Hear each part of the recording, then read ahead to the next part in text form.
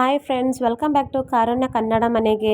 ಹೊಸದಾಗಿ ಯಾರಾದರೂ ನನ್ನ ಚಾನಲ್ ನೋಡೋದಾದರೆ ಪ್ಲೀಸ್ ಪ್ಲೀಸ್ ಪ್ಲೀಸ್ ಸಬ್ಸ್ಕ್ರೈಬ್ ಮಾಡ್ಕೊರಿ. ಪಕ್ಕದಲ್ಲಿರುವಂಥ ಬೆಲ್ಲೈಕನನ್ನು ಕ್ಲಿಕ್ ಮಾಡಿರಿ. ಹಾಗೆ ಹೋಗ್ತಾ ಹೋಗ್ತಾ ಒಂದು ಲೈಕ್ ಮಾಡ್ಬೋದಲ್ವಾ. ಇದು ಬಂದುಬಿಟ್ಟಿರಿ ಸೋಮವಾರ ಬೆಳಿಗ್ಗೆ 4:49 ನಾನು ಎದ್ದಿದ್ದೀನಿ ರೀ. ನೋಡಿರಿ, ನಮ್ಮ ಮಕ್ಕಳು ನಮ್ಮ ಯಜಮಾನ್ರೆಲ್ಲ ಮಲ್ಕೊಂಡಿದ್ದಾರೆ. ನಾನು ಕೆಲ್ಸಕ್ಕೆ ಹೋಗ್ಬೇಕಂತ ಸ್ವಲ್ಪ ಬೇಗ ಮನೆಯಲ್ಲಿ ಕೆಲಸ ಮಾಡ್ಕೊಳೋಣ ನೋಡೋಣ. ಇವತ್ತು ಜಲ್ದಿ ಎದ್ದಂತ ಇವತ್ತು ಜಲ್ದಿ ಎದ್ದಿದ್ದೀನಿ ರೀ. ಆದರೆ ಪ್ರತಿದಿನವೂ ಈ ಟೈಮಿಗೆ ಎದ್ದಳೋಣ ಅನ್ಕೊತೀನಿ ರೀ. ಆದರೆ ನಮ್ಮ ಮಕ್ಳು ಎದ್ದಳಕ್ಕೆ ಕೊಡೋದಿಲ್ಲ. ಫಸ್ಟಿಗೆ ದೊಡ್ಡೋಳು ಹುಟ್ಟಿದಾಗ ಅವಾಗೂ ಬೇಗ ಎದ್ದಳ ಅಂದರೆ ನಮ್ಮ ಮನೇಲಿ ಯಾರು ಅಷ್ಟೊತ್ತಿಗೆ ಎದ್ದಳಲ್ರಿ. ನಮ್ಮ ದೊಡ್ಡ ಮಗಳು ಒಂದೇ ಎದ್ದಳ್ತಿಲ್ಲ ಆ ಟೈಮ್ಗೆ. ಈಗ ನಾನು ಸಣ್ಣ ಮಗಳನ್ನೂ ಹಾಗೆ ರೆಡಿ ಆಗಿದ್ದಾಳ್ರಿ. ಬೇಗ ಎದ್ದು ಏನೇನೋ ಕೆಲಸ ಮಾಡ್ಕೊಳೋಣ ಅನ್ನೋಷ್ಟರಲ್ಲಿ ಅವ್ರು ಅವ್ರು ಸರಿ ನಾವು ಅವ್ರನ್ನ ನಮ್ಮ ಜೊತೆಗೆ ಇಟ್ಕೊಂಡು ಕೆಲಸ ಮಾಡೋ ಬದಲಿ ನಾನು ಮಲಗಿಸಿ ನಾವು ಮಲ್ಕೊಳ್ಳೋದು ಎಷ್ಟೋ ವಾಸಿ ಅಂತೇಳಿ ನಾವು ಮಲ್ಕೊಳೋದೇ ವಾಸಿ. ಒಂದು ವೇಳೆ ಅವ್ರನ್ನ ಇಟ್ಕೊಂಡು ನಾವು ಕೆಲಸ ಮಾಡೀವಿ ಅಂದರೆ ಮುಗೀತು, ಅವ್ರಿಗೆ ಜ್ವರ ನೆಗಡಿ ಖಂಡಿತ ಅವ್ರಿಗೆ ಬಂದೇ ಬರ್ತೈತೆ. ಇನ್ನು ಆಮೇಲೆ ದಿನ 4 ಗಂಟೆಗೆ ಎದ್ದು ಕೆಲಸ ಮಾಡೋ ಬದಲು ಇನ್ನು ದಿನ 4 ಗಂಟೆಗೆ ಎದ್ದು ಅವ್ರಿಗೆ ನೆಗಡಿ ಜ್ವರ ಕಡಿಮೆ ಆಗೋವರೆಗೆ ಅವ್ರನ್ನೇ ನೋಡ್ಕೊತಿರ್ಬೇಕಾಗ್ತೈತೆ. ಹಂಗಂತೇಳಿ ನಾನು ಅವ್ರೇನೇ ಎದ್ಬಿಟ್ರೆ ಮತ್ತೆ ಮಲ್ಕೊಂಬಿಡ್ತೀನಿ. ಅದಕ್ಕೆ ಇವತ್ತು ಅವ್ರು ಎದ್ದಿಲ್ಲ, ಅದಕ್ಕೆ ನಾನು ಸೈಲೆಂಟಾಗಿ ಎದ್ದಿದ್ದೀನಿ. ಈಗ ಅಡುಗೆ ಮನೇಲಿ ನೋಡಿರಿ, ಏನನ್ನ ಸಾಮಾನು ಶಬ್ದ ಮಾಡ್ಬೇಕಂದ್ರೂ ಭಯ ಆಗ್ತೈತೆ. ಯಾಕಂದರೆ ಅವ್ರನ್ನೂ ಅಲ್ಲೇ ಮಲ್ಕೊಂಡಿರ್ತಾರೆ. ಇನ್ನೇನ ಶಬ್ದ ಕೇಳಿಸ್ತಾ ಅಂದರೆ ಎದ್ದೇ ಬಿಡ್ತಾರೆ. ನಾನು ಏನನ್ನ ಅಡುಗೆ ಮನೆಯಲ್ಲಿ ಕೆಲಸ ಮಾಡ್ಕೋಬೇಕು, ಪಾತ್ರೆ ತೆಗ್ದು ಸೈಡ್ ಇಡಬೇಕು ಅಂತಂದರೆ ಅವ್ರನ್ನ ಒಂದು ರೌಂಡ್ ನೋಡ್ಕೊಂತಾನೆ ಕೆಲಸ ಮಾಡ್ಕೊತೀನಿ.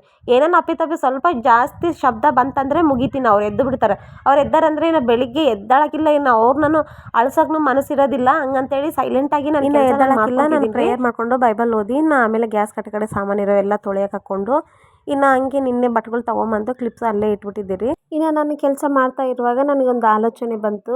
ಫಸ್ಟಿಗೆ ಮನೆಗೆ ಇದ್ದಾಗ ನಿಧಾನವಾಗಿ ಎದ್ದೇಳ್ತಿದ್ವಿ. ಮನೆಯಲ್ಲಿ ಕೆಲಸ ಮುಗಿಸ್ಕೊಂಡು ಸ್ವಲ್ಪ ಬೇಷ್ ಆರಾಮಾಗಿ ರೆಸ್ಟ್ ಮಾಡೋಣಪ್ಪ ಅಂತ ಅಂದ್ಕೊತಾ ಇರ್ತಿದ್ದೆ. ಆದರೆ ಅಂದ್ಕೊಂಡಿದ್ದ ದಿನ ಒಂದು ದಿನವೂ ಸಹ ನಾನು ರೆಸ್ಟೇ ತಗೊಂಡಿಲ್ಲ. ಎದಕ್ಕಂದರೆ ನಮ್ಮ ಮಕ್ಕಳನ್ನ ನೋಡಿಕೊಂಡು ಮನೆಯಲ್ಲಿ ಕೆಲಸ ಮಾಡಿಕೊಂಡು ನಾನು ಮನೆಯಲ್ಲಿ ಒಂದು ಸೈಡೆಲ್ಲ ಕೆಲಸ ಮಾಡ್ಕೊಂಡು ಬರ್ತೀನಿ ರೀ. ಆದರೆ ಮನೆಯಲ್ಲಿ ಗಲೀಜು ಮಾಡ್ತಾರೆ ಅಂತ ಏನಿಲ್ಲ, ಮಾಮೂಲಾಗಿ ಹೊರಗಿನ ರೂಮ್ ಗಲೀಜು ಮಾಡ್ತಾರೆ. ಅದು ಗಲೀಜು ಮಾಡೋದು ಒಂದಟ್ಟಿಗೆ ಇರಲಿ ರೀ, ನಾವು ಒಂದು ಸೈಡ್ ಕೆಲಸ ಮಾಡ್ಕೊಂಡು ಬರ್ತೀವಲ್ಲ, ಅಲ್ಲಿ ಮುಸ್ರೆ ಕಡೆ ಆಗಲಿ ನೀರು ಕಡೆ ಆಗಲಿ ಹೋಗಿ ಕೂತ್ಕೊಂಡು ಆಡಿ ಅವ್ರ ಮೈ ಎಲ್ಲ ಬಟ್ಟೆ ಎಲ್ಲ ಹಸಿ ಮಾಡಿಕೊಂಡು ಮತ್ತೆ ಅವ್ರಿಗೆ ಡ್ರೆಸ್ ಚೇಂಜ್ ಮಾಡಿ ಮತ್ತೆ ಅವ್ರ ಮುಖ ತೊಳೆಸಿ ಇನ್ನು ರೆಡಿ ಮಾಡಿದ್ದಾದಮೇಲೆ ಮತ್ತೆ ಆಮೇಲೆ ಅವ್ರು ಉಣ್ಬೇಕು. ಮತ್ತೆ ಡ್ರೆಸ್ ಎಲ್ಲ ಅನ್ನ ಮಾಡಿಕೊಂಡ್ರು, ಮುಸ್ರೆ ಮಾಡಿಕೊಂಡ್ರು, ಮೂತಿ ಎಲ್ಲ ಮಾಡ್ಕೊಂಡ್ರು, ಮತ್ತೆ ಬಿಚ್ಚು ಮತ್ತೆ ಒರೆಸು ಬರೀ ಇದೇ ಆಗ್ತೈತೆ ರೀ. ಮನೆ ಕೆಲಸ ಒಂದು 50% ಇದ್ರೆ ರೀ 50% ಕೆಲಸ ಮಕ್ಳದ್ದು ಮಾಡೋಕ್ಕೆ ಸರೋಗ್ಬಿಡ್ತೈತೆ ರೀ. ಆದರೆ ನೋಡಿದವ್ರು ಹೇಳ್ತಾರೆ, ನೀನೇನಮ್ಮ ಮನೆಯಲ್ಲಿ ಇದೆಯಾ, ಆರಾಮಾಗಿ ಇದ್ದಿ, ಆರಾಮಾಗಿ ಮನೆ ಕೆಲಸ ಮಾಡ್ಕೊತೀಯ ಅಂತ ಹೇಳ್ತಾರೆ ರೀ. ಆದರೆ ಮನೇಲಿದ್ದವರಿಗೆ ಗೊತ್ತಿರ್ತೈತೆ ಅದು ಕೆಲಸ ಎಷ್ಟಿರ್ತೈತೆ ಅಂತ. ಕೆಲ್ಸಕ್ಕೆ ಹೋಗೋರನ್ನಾಗಲಿ ರೀ, ಮಾಡ್ತಾ ಮಾಡ್ತಾ ಕೆಲಸ ಒಂದು ವೇಳೆ ಕೆಲಸ ಇದ್ದರೂ ಸಹ ಅದನ್ನು ಸೈಡ್ ಇಟ್ಟು ಬಂದು ಮಾಡ್ಕೊಳೋಣ ಅಂತ ಹೋಗ್ತಾರೆ. ಆದರೆ ಕೆಲಸದ ಮೇಲೆ ಕಂಟಿನ್ಯೂಯಸ್ ಆಗಿ ಯಾರಿಗೂ ಕೆಲಸ ಇರೋಲ್ಲ. ಅಟ್ಲೀಸ್ಟು 1-2 ತಾಸನ್ನು ರೆಸ್ಟು ಸಿಗ್ತೈತೆ ಹಗಲು ಟೈಮಲ್ಲಿ. ಆದರೆ ಮನೆಯಲ್ಲಿದ್ದವ್ರಿಗೆ ಸಿಗೋದಿಲ್ಲ ರೀ. ಯಾಕೆಂದರೆ ಅವರು ಕೂತ್ಕೊಂಡಾಗ ಅವ್ರಿಗೆ ಬರೀ ತಲೆಯಲ್ಲಿ ಕೆಲಸನೇ ತಿರುಗ್ತಾ ಇರ್ತೈತಿ. ಏನು ಮಾಡಿದ್ವಿ ಕೆಲಸ, ಇನ್ನು ಏನು ಕೆಲಸ ಪೆಂಡಿಂಗ್ ಐತಿ, ಬರೀ ಇದ್ರ ಬಗ್ಗೆನೇ ಆಲೋಚನೆ.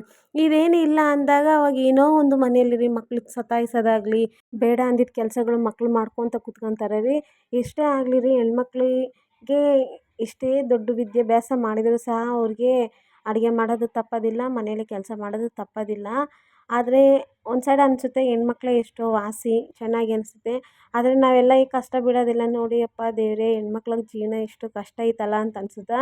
ಆದರೆ ಯಾರನ್ನ ಮನೆಯಲ್ಲಿ ಗಂಡು ಮಕ್ಳು ಹಿಂಗೆ ಮಾಡಿದ್ದಾರೆ, ಅವ್ರ ತಂದೆ ತಾಯಿನ ನೋಡ್ಕೊಂಡಿಲ್ಲ ಅಂತ ಆಲೋಚನೆ ಅವೆಲ್ಲ ಮಾತಾಡಿದಾಗ ಅವಾಗ ನಮಗೊಂದು ಆಲೋಚನೆ ಬರ್ತೈತೆ. ಹೌದಲ್ಲ, ನಾವೇ ಎಷ್ಟೋ ಮೇಲು ಹೆಣ್ಮಕ್ಳು ಸ್ವಲ್ಪ ತಂದೆ ತಾಯಿನ ಅಯ್ಯೋ ಅಂತ ಹೇಳ್ತೀವಲ್ಲ ಅಂತ ಅನಿಸುತ್ತೆ ರೀ. ಇಲ್ಲಿ ನೋಡಿರಿ, ನಮ್ಮ ಮಕ್ಕಳು ಎದ್ದು ಬಿಟ್ಟಿದ್ದಾರೆ. ನಮ್ಮ ಮಕ್ಳು ರೀ ಎದ್ದೇಳೋದ್ರಾಗ ನಂಬರ್ 1, ನಿದ್ದೆ ಮಾಡೋದ್ರಾಗೂ ನಂಬರ್ 1. ನಿದ್ದೆ ಎಷ್ಟು ಗಂಟೆಗೆ ಮಾಡ್ತಾರೆ ಅಂದರೆ ರಾತ್ರಿ 10 ಗಂಟೆ ಹಂಗೆ ಮಲ್ಕೊಂಡ್ರೆ ಬೆಳಗ್ಗೆ 6 ಗಂಟೆಗೆಲ್ಲ ಎದ್ದೇಳ್ತಾರೆ. ಮತ್ತು ಅವ್ರು ಮಧ್ಯಾಹ್ನ ಮಲ್ಕೊತಾರೆ ರೀ. ಒಂದು ವೇಳೆ ಅವ್ರು ಮಧ್ಯಾಹ್ನ ಮಲ್ಕೊಂಡಿಲ್ಲ ಅಂದರೆ ರಾತ್ರಿ 8:30 ಹಂಗೆ ಮಲ್ಕೊಂಡು ಬೆಳಗ್ಗೆ 6 ಗಂಟೆಗೆ ಅದೇ ಸೇಮ್ ಟೈಮ್ಗೆ ಎದ್ದೇಳ್ತಾರೆ ರೀ. ಈಗ ನೋಡಿರಿ, ನಾನು ಅವಾಗೇ ಹೇಳಿಲ್ಲ ರೀ, ನಾನು ಎದ್ದುಬಿಟ್ರೆ ನನ್ನ ಜೊತೆಗೆ ಅವ್ರು ಎದ್ದು ಬಿಡ್ತಾರೆ ಅಂತ. ನಾನು ಏನು ಮಾಡಿಲ್ಲ ರೀ, ಒಳಗೆ ಗ್ಯಾಸ್ ಕಡೆ ಸ್ವಲ್ಪ ಕ್ಲೀನ್ ಮಾಡಿಕೊಂಡು ಹೊರಗೆ ಕಸ ಬೆಳೆದು ನೀರು ಹಾಕಿದ್ರಿ. ನಾನು ಸ್ವಲ್ಪ ನೀರು ಕುಡಿದು ಬ್ರಷ್ ಮಾಡೋಣ ಅನ್ನೋಷ್ಟರಲ್ಲಿ ನನ್ನ ಸಣ್ಣ ಮಗಳು ಎದ್ದುಬಿಟ್ಲು. ಇನ್ನು ಸಣ್ಣಯಮ್ಮ ಎದ್ದಾಳ ಅಂತೇಳಿ ಆಮೇಲೆ ಸೈಲೆಂಟ್ ಇರ್ತಾಳೆ ರೀ. ಎಲ್ಲರಿಗೆ ಗೊತ್ತಿದ್ದೆ ಏನಂದರೆ ಸಣ್ಣವ್ರದ್ದೇ ಮನೆಗೆಲ್ಲ ನಡೆಯೋದಂತ. ಹಾಗೆ ನಮ್ಮ ಮನೆಯಲ್ಲೂ ಸಹ ಸಣ್ಣ ಮಗಳು ಎದ್ದು ಬಿಟ್ಟಿದ್ದಾಳೆ ಅಂದರೆ ಇನ್ನು ಲೈನ್ ಎಲ್ಲರೂ ಎದ್ದೇಳಲೇಬೇಕಂತ ಅರ್ಥ ಆಗೋದು. ಇನ್ನು ತಾನು ಎದ್ದೇಳೋಕ್ಕಿಲ್ಲ, ಇನ್ನೊಂದು ಸ್ವಲ್ಪ ಹೊತ್ತಲ್ಲಿ ಅವ್ರ ಅಕ್ಕ ಸಹ ಎದ್ದು ಬಿಡ್ತಾಳೆ ರೀ. ಇನ್ನು ಎದ್ದೇಳೋಕ್ಕಿಲ್ಲ, ಅವನಿಗೆ ಬ್ರಷ್ ಮಾಡೋಕೆ ಕೊಟ್ಟಿದ್ದೀನಿ. ಬ್ರಷ್ ಮಾಡಿ ಆ ಕಡೆ ಉಗುಳ್ರಿ ಅಂದರೆ ನನ್ನ ಸಣ್ಣ ಮಗಳು ಮನೆ ಕಡೆನೇ ಉಗುಳ್ತಾ ಇದ್ದಾಳೆ. ಏನಮ್ಮ ಎಲ್ಲಿ ಉಗುಳ್ತಿದ್ದಿ ಅಂತ ಕೇಳೋಕ್ಕಿಲ್ಲ, ಅವಾಗ ಹೋಗಿ ಆ ಕಡೆ ಹೋಗಿ ಉಗುಳ್ತಿದ್ದಾಳೆ ರೀ. ನಮ್ಮ ದೊಡ್ಡ ಮಗಳೊಂದು ಮಾತು ಕೇಳ್ತಾಳೆ ರೀ, ಸಣ್ಣ ಮಗಳು ಸ್ವಲ್ಪ ಕೇಳೋದೇ ಇಲ್ಲ. ಹೋಗಮ್ಮ ಹೋಗಮ್ಮ ಅಂತಾಳೆ. ಅದೇ ಮಾತು ಇನ್ನೊಂದು ದೊಡ್ಡ ಮಗಳು ಹೇಳಿದ್ರೆ ಒಂದು 2 ಏಟ್ ಬೀಳ್ತಿದ್ವು ರೀ. ದೊಡ್ಡ ಮಗಳು ಸ್ವಲ್ಪ ಹೇಳಿದ ಮಾತು ಚೆನ್ನಾಗಿ ಅರ್ಥ ಮಾಡ್ಕೊಂತಾಳೆ ರೀ. ಸಣ್ಣ ಮಗಳಂತೂ ಭಾಳ ರೂಪಿಸ್ತಾಳೆ ನನ್ನ. ಹಾಗೆ ರೀ, ಯಾವಾಗ ಅವ್ರು ದೊಡ್ಡೋರು ಆಗ್ತಾರಪ್ಪ ಅಂತ ನನಗಂತೂ ಒಂದು ಆಲೋಚನೆ ರೀ. ಇನ್ನು ನನ್ನ ಮಕ್ಳ ಕಡೆ ಮಾತಾಡ್ಕ್ಯಂತ ನಾನು ಎಣ್ಣೆ ಕಾದ್ಮೇಲೆ ನಾನು ಕಡಲೆಬೇಳೆ ಹಾಕೋದು ಬಿಟ್ಟು ನಾನು ಹೋಗಿ ಈರುಳ್ಳಿ ಹಾಕಿ ಕುಂತ್ಬಿಟ್ಟೀನಿ ರೀ. ಆಮೇಲೆ ಗೊತ್ತಾಯಿತು, ಅಯ್ಯೋ ನಾನು ಕಡಲೆಬೇಳೆ ಹಾಕಿಲ್ಲಲ್ಲ ಅಂತ, ಏನಾಗ್ತೈತೆ ನೋಡೋಣ ಬಿಡು ಅಂತೇಳಿ ಮತ್ತೆ ಆಮೇಲೆ ಕಡಲೆಬೇಳೆ ಹಾಕಿದ್ದೀನಿ. ಆದರೆ ಫಸ್ಟೇ ಕಡಲೆಬೇಳೆ ಹಾಕಿದರೆ ಸ್ವಲ್ಪ ಪುಳಿಯೋಗರೆ ರುಚಿ ಆಗ್ತೈತೆ ರೀ. ಒಂದು ಸೈಡು ಪುಳಿಯೋಗರೆ ಹುಳಿ ಮಾಡ್ಕೊತಾನೆ, ಇನ್ನೊಂದು ಸೈಡ್ ರೀ ನಮ್ಮ ಮಕ್ಳು ಎದ್ರಲ್ಲ, ಇನ್ನು ಅವ್ರು ಹಾಸಿಗೆ ತೆಗಿಯೋಣ ಅಂತ ಹಾಸಿಗೆ ತೆಗಿತಿದ್ದೀನಿ. ಇನ್ನು ಅಷ್ಟರಲ್ಲಿ ನಮ್ಮ ಯಜಮಾನ್ರು ಸಹ ಎದ್ಬಿಟ್ರಿ, ನಾವೂ ಸಹ ತೆಗೆದ್ಬಿಡೋಣ ಅಂತ ಎಲ್ಲ ತೆಗೆದ್ಬಿಟ್ಟಿದ್ದೀನಿ. ಇನ್ನು ತೆಗೆದು ನಾನು ಪುಳಿಯೋಗರೆ ಒಂದು ಸರಿ ಕಲಿಸ್ಕೊಂಡಿದ್ದೀನಿ. ಇನ್ನು ಅಷ್ಟರಲ್ಲಿ ನನ್ನ ಸಣ್ಣ ಮಗಳು ಮುಖ ತೊಳ್ಕೊಂಡು ಒಳಗೆ ಬಂದಿದ್ದಾಳೆ ರೀ. ಆ ಅಮ್ಮಗೆ ಗೊತ್ತಾಗೈತೆ ನಮ್ಮ ಅಪ್ಪಾಜಿ ಎದ್ದಿದ್ದಾರ ಅಂತ. ಇನ್ನು ಬರೋಕ್ಕಿಲ್ಲ, ಒಳಗೆ ಅಳ್ತಾ ಇದ್ದಾಳೆ ರೀ, ಅಪ್ಪಾಜಿ ನನಗೆ ಡ್ರೆಸ್ ಬಿಚ್ಚಿರಿ ಅಂತ. ಯಾಕೆಮ್ಮ ಅಂತ ಕೇಳ್ತಿದ್ರೆ, ಇಲ್ಲ ಅಪ್ಪಾಜಿ ನನ್ನ ಡ್ರೆಸ್ ಹಸಿ ಆಗಿಬಿಟ್ಟಿದೆ ಬಿಚ್ಚಿರಿ ಅಂತ ಅಳ್ತಿದ್ದಾಳೆ. ಈಗ ನಾನು ಎಲ್ಲಿ ಬೈತೀನಿ ಅಂತ ನಮ್ಮ ಯಜಮಾನ್ರು, ಇಲ್ಲೋಳಮ್ಮ ಚೆನ್ನಾಗೈತೆ ಅಂತ ಹೇಳ್ತಿದ್ದಾರೆ. ಇಲ್ಲ ಹೇಳ್ರಿ ಬಿಚ್ಚಿರಿ ಅಂತ ಹೇಳಿದಾಗ ಅವಾಗ ಬಿಚ್ಚುತ್ತಿದ್ದಾರೆ. ಇಲ್ಲಾಂದರೆ ಅವ್ರಾಗೆ ಏನಾನ ಬಿಚ್ಚಿಬಿಟ್ರೆ ನಾನು ಏನಾನ ಬೈದು ಬಿಡ್ತೀನಿ ಅಂತೇಳಿ ಸ್ವಲ್ಪ ಆಲೋಚನೆ ಮಾಡ್ತಾರೆ. ಎದಕ್ಕಂದರೆ ನಮ್ಮ ಚಿಕ್ಕ ಮಗಳಿಗೆ ಅವ್ರ ಅಪ್ಪಾಜಿ ಅಂದರೆ ಭಾಳ ಇಷ್ಟ. ಅವ್ರ ಅಪ್ಪಾಜಿ ಇದ್ದರೆ ತನ್ನ ಯಾರು ಹಿಡಿಯೋರೇ ಇಲ್ಲ, ಹಂಗೆ ಮಾಡ್ತಾಳೆ ರೀ. ಇನ್ನು ನಮ್ಮ ಯಜಮಾನ್ರು ಡ್ರೆಸ್ ಬಿಚ್ಚಿದ್ರಿ, ನಮ್ಮ ಮಗಳಿಗೆ ಬೇರೆ ಡ್ರೆಸ್ ಹಾಕಿದ್ರು. ಇನ್ನು ನಾನು ಅಷ್ಟರಲ್ಲಿ ಅನ್ನ ಗಂಜಿ ಬಸಿದು ಇನ್ನು ಕಸ ಬಳ್ಕೊಂಬಿಡೋಣ ಅಂತೇಳಿ ಫಸ್ಟು ಎದ್ದೇಳೋಕ್ಕಿಲ್ಲ ಮನೆ ಕಸ ಬಳ್ದ್ಬಿಟ್ರೆ ಎಷ್ಟು ಲಕ್ಷಣವಾಗಿ ಮನೆ ಕಾಣ್ತೈತೆ. ಆದರೆ ಏನು ಮಾಡಬೇಕು, ನಾವೆಲ್ಲ ಒಂದೇ ಕಡೆ ಮಲ್ಕೊತೀವಿ ಹಾಲಲ್ಲೇ, ಅದಕ್ಕೆ ಇನ್ನು ಅವ್ರು ಎದ್ದೇಳೋವರೆಗೆ ಆ ಕೆಲಸ ಆಗೋದೇ ಇಲ್ಲ. ಇಲ್ಲಿ ನೋಡಿರಿ, ಬೋರ್ಡ್ ತಂದ್ಕೊಂಡಿದ್ದೀನಿ ನಾನು, ಸ್ಟಿಕ್ಕರ್ ಬೋರ್ಡು. ಯಾಕಂದರೆ ಗೋಡೆ ಬೋರ್ಡ್ ಹಾಕಿದರೆ ಎಲ್ಲ ಸಿಮೆಂಟು ಮತ್ತು ಏನದು ಪೇಂಟ್ ಎಲ್ಲ ಕಿತ್ಕೊಂಬರ್ತೈತೆ ಅಂತ ಹೇಳ್ತಾರೆ ನಮ್ಮ ಯಜಮಾನ್ರು. ಅದಕ್ಕೆ ಇನ್ನು ಮೀಶೋದಾಗ ಸ್ಟಿಕ್ಕರ್ ಬೋರ್ಡ್ ತರಿಸ್ಬಿಟ್ಟೆ ರೀ. ಅದಿದ್ದರೆ ರೀ ಬೋರ್ಡು ನಮ್ಮ ಮಗಳು ಚೆನ್ನಾಗಿ ಬರಿತಾಳೆ. ಇನ್ನು ಅದಿಲ್ಲ ಅಂದರೆ ಬರೆಯೋದೇ ಇಲ್ಲ. ಬುಕ್ಕ ಕೊಟ್ಟರೆ ಬುಕ್ಕಾಗ ಬರಿತಾ ನಮ್ಮ ಕಡೆ ಮಾತಾಡ್ಕೊಂಡು ಕೂತ್ಕೊತಾಳೆ. ಇನ್ನು ನಾನು ರೆಡಿಯಾಗಿ ಕೆಲ್ಸಕ್ಕೆ ಹೋದೆ ರೀ. ಕೆಲ್ಸಕ್ಕೆ ಹೋಗಿನೂ ತಿರುಗಿ ಸಾಯಂಕಾಲ ಮನೆಗೆ ಬಂದೆ. ನೋಡಿರಿ ಅಡುಗೆ ಮನೆ ಹೇಗಾಗಿದೆ. ಬೆಳಗ್ಗೆ ಎಲ್ಲ ಕ್ಲೀನ್ ಮಾಡಿಕೊಂಡು ಎಷ್ಟು ನೀಟಾಗಿ ಇಟ್ಟಿದ್ದೆ. ಆದರೆ ಅದೆಷ್ಟೇ ನೀಟ್ ಇಡಬೇಕಂದ್ರೂ ಅದು ಸ್ವಲ್ಪ ಹೊತ್ತೇ. ಇನ್ನು ಸಾಯಂಕಾಲ ಕೆಲ್ಸಕ್ಕೆ ಹೋಗಿ ಬರೋಕ್ಕಿಲ್ಲ, ನಾನು ಮತ್ತೆ ಫಸ್ಟು ನಾನು ಬ್ಯಾಗ್ ಇಡೋಕ್ಕಿಲ್ಲ, ಗ್ಯಾಸ್ ಕಡೆನೇ ಬಂದೆ ರೀ. ಯಾಕೆಂದರೆ ಅಲ್ಲಿ ಕ್ಲೀನ್ ಆದರೆ ಸ್ವಲ್ಪ ಮನೆ ಬೇರೆ ಕ್ಲೀನು ಮಾಡೋಕೆ ಮನ್ಸು ಬರ್ತೈತೆ. ಇನ್ನು ಬೆಳಗ್ಗೆ ಉಳಿದಿರೋದೆಲ್ಲ ಒಂದು ಬಟ್ಲುದಾಗ ತೆಗ್ದು ಇನ್ನೆಲ್ಲ ತೊಳ್ಯಕ್ಕೆ ಹಾಕ್ತಿದ್ದೀನಿ ರೀ. ಇನ್ನೊಂದು ಕಡೆ ನಮ್ಮ ಯಜಮಾನ್ರು ಕೆಲ್ಸಕ್ಕೆ ಹೋಗಿದ್ದಿಲ್ಲ ಇವತ್ತು. ಅದಕ್ಕೆ ಇನ್ನು ಅವರು ಫ್ರೂಟ್ಸ್ ತಿನ್ನಿರಿ ಅಂತಂದರೆ ಸರಿ ಅಂತ ಕೊಡು ಅಂತ ಅವರು ತಿಂತಾ ಇದ್ದಾರೆ ರೀ. ಆದರೆ ಅವ್ರು ಒಂದೇ ತಿನ್ನೋದಿಲ್ಲ ರೀ, ತಿನ್ನು ಅಂದಾಗ ನನ್ನನ್ನು ಕುಂದಿರ್ಸ್ಕೊಂಡು ತಿಂತಾರೆ. ಆದರೆ ನನಗೆ ಕೆಲಸ ಇರೋ ನಿಮಿತ್ತವಾಗಿ ನಾನು ತಿಂದಿಲ್ಲ, ಇನ್ನು ಅವ್ರು ತಿಂತಾ ಇದ್ದಾರೆ. ಇನ್ನು ಏನಂದರೆ ಅವ್ರು ತಿನ್ನುವಾಗ ನಮ್ಮ ಮಕ್ಕಳಿಲ್ಲ ರೀ. ನಮ್ಮ ಮಕ್ಕಳಿದ್ದಿದ್ರೆ ಪಾಪ ಅವ್ರಿಗೆ ತಿನ್ನೋಕ್ಕೂ ಕೊಡ್ತಿದ್ದಿಲ್ಲ. ಅಲ್ಲಿಗೆ ನಾನು ಬೆಳಗ್ಗೆ ಅವ್ರಿಗೆ ಫ್ರೂಟ್ಸ್ ಕೊಟ್ಟು ಅವ್ರು ತಿನ್ನಿಸಿ ಎಲ್ಲ ಮಾಡಿಟ್ಟು ಹೋಗಿದ್ದೀನಿ ಕೆಲಸಕ್ಕೆ. ಆದರೂ ಸಹ ಅವ್ರ ಅಪ್ಪಾಜಿ ಏನೇನು ತಿನ್ನುವಾಗ ಅವ್ರು ನೋಡಿದ್ದಾರೆ ಅಂದರೆ ಇನ್ನು ಅವ್ರು ಬಿಡೋದೇ ಇಲ್ಲ. ಇನ್ನು ನಮ್ಮ ಮನೆ ಕಡೆ ಹಾಲವ್ರು ಬಂದಿದ್ದರು, ಆದರೆ ನಾವು ಸ್ವಲ್ಪ ಹೊರಗಡೆ ಹೋಗಿದ್ದೆ ಬೆಳಿಗ್ಗೆ, ಅದಕ್ಕೆ ಹಾಕ್ಸ್ಕೊಳಕ್ಕಾಗಿಲ್ಲ. ಇನ್ನು ಸಣ್ಣ ಪ್ಯಾಕೆಟ್ ತಂದ್ಕೊಂಡಿದ್ದೀನಿ. ನನಗೆ ಹೊರಗಡೆ ಸಣ್ಣ ಪ್ಯಾಕೆಟ್ ತಂದ್ಕೊಬೇಕಂದ್ರೆ ಇಷ್ಟ ಆಗಲ್ಲ ರೀ. ಎದಕ್ಕಂದರೆ ಹಾಲು ಒಂದು 2 ಸಲ ಬಂದ್ಬಿಡ್ತಾವೆ. ಬೇಜಾರು ಬರ್ತೈತಿ, ಏನಪ್ಪ ಹಾಲು ಒಂದು 2 ಸಲ ಬರ್ತೈತಲ್ಲ ಅಂತ ಅನ್ಸುತ್ತೆ. ಅದೇ ಮನೆ ಕಡೆ ಆದರೆ ಒಂದು ಅರ್ಧ ಲೀಟ್ರ್ ಹಾಕ್ಸ್ಕೊಂಡ್ಬಿಡ್ತೀನಿ ರೀ. ಅದನ್ನೇ ಬೆಳಿಗ್ಗೆಯಿಂದ ಸಾಯಂಕಾಲವರೆಗೆ ಮಾಡ್ತೀನಿ. ತಿರುಗಿ ಬೆಳಿಗ್ಗೆವರೆಗೆ ನಮ್ಮ ಯಜಮಾನ್ರಿಗೆ ಕಾಫಿ ಆಗುತ್ತೆ ರೀ. ಅರ್ಧ ಲೀಟ್ರ್ ಹಾಲು ಮುಗಿಯೋಷ್ಟರಲ್ಲಿ ಹಾಲಣ್ಣ ಬಂದು ಹಾಲು ಹಾಕ್ತಾರೆ ರೀ. ಇನ್ನು ನಮ್ಮ ಯಜಮಾನ್ರು ಹಣ್ಣೆಲ್ಲ ತಿಂದ್ರು ರೀ. ಇನ್ನು ಅದೆಲ್ಲ ಸಿಪ್ಪೆ ಎಲ್ಲ ಕವರಾಗಿ ಹಾಕಿ ಮುಸುರೆ ಎಲ್ಲ ಕವರಾಗಿ ಹಾಕಿಟ್ಟಿದ್ದೀನಿ ರೀ. ಇನ್ನೊಂದು ಸೈಡು ಕಸ ಬಳೆನ ಅಂದ್ಕೊಂಡಿದ್ದೆ, ಫಸ್ಟು ಬಟ್ಟೆ ಮಡಿಸ್ಬಿಡೋಣ. ಯಾಕೆಂದರೆ ಬಟ್ಟೆ ಜಾಡಿಸಿದಾಗ ರೀ ಮಣ್ಣು ಬೀಳ್ತೈತೆ, ನೈಸಾಗಿರ್ತೈತೆ, ಆ ಮಣ್ಣು ಬೀಳ್ತೈತೆ. ಇನ್ನು ನನಗೂ ನೆಗಡಿ ಆಗಿತ್ತು. ಇನ್ನು ಆ ಬಟ್ಟೆ ಧೂಳಕ್ಕೆ ಇನ್ನೂ ಸ್ವಲ್ಪ ಜಾಸ್ತಿ ಆಗ್ತೈತೆ ಅಂತೇಳಿ ಮಾಸ್ಕ್ ಹಾಕ್ಕೊಂಡಿದ್ದೀನಿ. ಅಮ್ಮೋ ನೀನು ಭಾಳ ಓವರ್ ಮಾಡ್ತಾಳೆ ಅಂತ ಅಂದ್ಕೋಬೇಡ್ರಿ. ಯಾಕೆಂದರೆ ನೆಗಡಿ ಜಾಸ್ತಿ ಆಗಿದೆ. ನೆಗಡಿ ಜಾಸ್ತಿ ಆದಾಗ ಇನ್ನು ಧೂಳಂದಾಗ ಕೂತ್ಕೊಂಡು ಏನನ್ನ ಕೆಲಸ ಮಾಡಿ ಅಂದರೆ ಇನ್ನೂ ಸ್ವಲ್ಪ ಜಾಸ್ತಿ ಆಗ್ತೈತೆ.